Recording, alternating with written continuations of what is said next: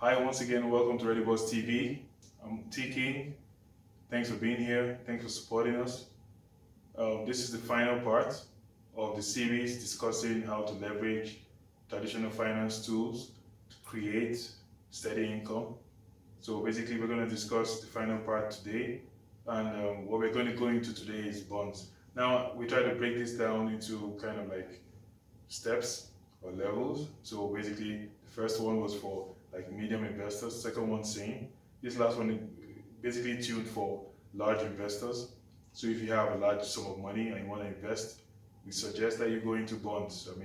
And this hack is going to help you kind of like switch the bond use around in a way that it forms like a steady stream of income for you. Some bonds pay out twice a year, some bonds pay out once a year, some bonds pay out quarterly. So I'll paint a scenario. For an example, if you have like $100,000 to invest and you put this into a 30-year bond, you're going to get paid out, you're going to get your interest yearly for 30 years. So basically, if you split that fund to maybe 6 places or maybe 12 places, and you put that out for same 30 years, what you're going to get is, if you do this at different times of the year, so you do part of your fund in January, part of your fund, let's say $10,000 in January, $12,000 in February, March, same, split it up, and then by the end of the year, you have your total sum $100,000.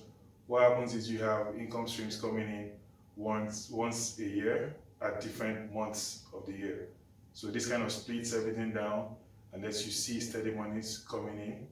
So if you have more money and you invest in the other ideas in the other two videos, what will happen is you have kind of like a large, when I say large, or kind of like a normal income stream, or maybe $4,000, $3,000 coming in monthly from all these instruments, and then it seems like you are just earning a salary from your passive income.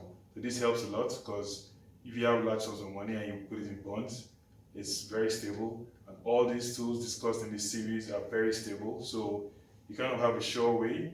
I mean, you can't stop inflation and all. I mean, your monies are going to be competing with inflation. But what it is if you have enough money in your emergency fund and you have enough money to invest and invest in things like this, what happens is you're not going to have problems going forward because these investments are going to be there, and then they're going to keep growing. You're going to keep getting more money, and then what's going to happen is you're going to have enough money to kind of like balance out with whatever inflation brings your way. So this three-part series is basically trying to bring out the best from um, the traditional finance market. It's a good way to kind of diversify, kind of strategize, and raise a lot of money for yourself. And more so, it's a good way to keep your income steady. I mean, usually people are used to investing in bonds and getting paid once a year, and that's that. That's good. I mean, if you get paid out a large sum of money once a year, you can basically spend it for the entire year. But it's also good to get like income streams. With that, you also have access to more money in terms of loans and other things that you can also go into.